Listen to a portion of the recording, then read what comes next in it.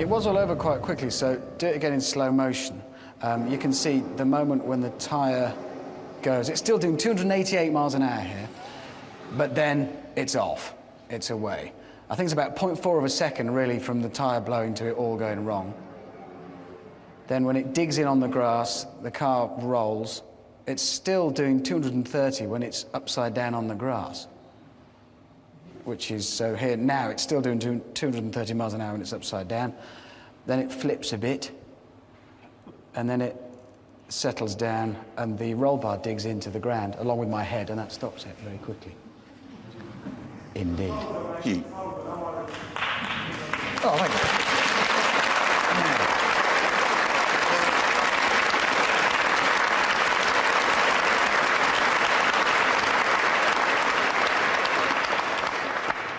The tragedy is that that would be the fastest car crash ever in Britain. But the Guinness Book of Records people are saying you've got to do it going in the other direction. I don't want the record, it's not one I want. So you've come away with no record at all for having done that? No. That's a bit of a tragedy. The thing is, though, can I just ask, you can see, again, in the crash run, OK, your last run, that the tyre is starting to come apart, OK? If we watch this, you can see it. Look at it, on the right-hand tyre. Look, there.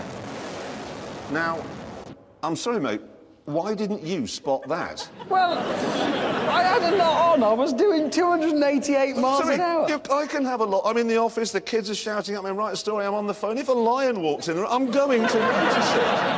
It was 0.4 of a second from the tyre starting to go to the accident starting. I could have held it. What, in the world's longest power slide? Whilst telling us about the price and there was no room in the boot. Easy peasy. The problem is, fundamentally, you weren't wearing your EU booster seat. You were too low, you couldn't see. If I'd had a booster seat on, my head would have come off when it rolled eventually.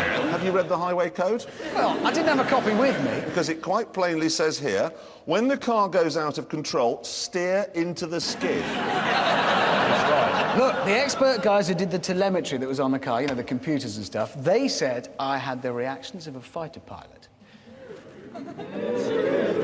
He didn't say it was a World War I fighter pilot.